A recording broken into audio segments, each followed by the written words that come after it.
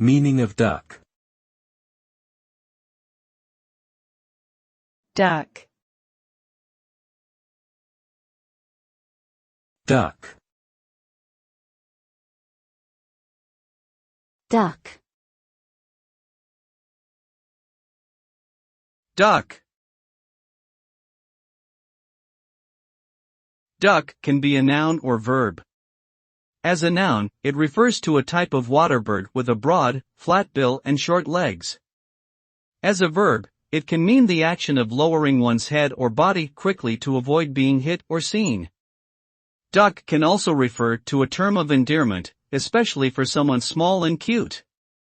Additionally, it can be used as an insult or swear word in some contexts.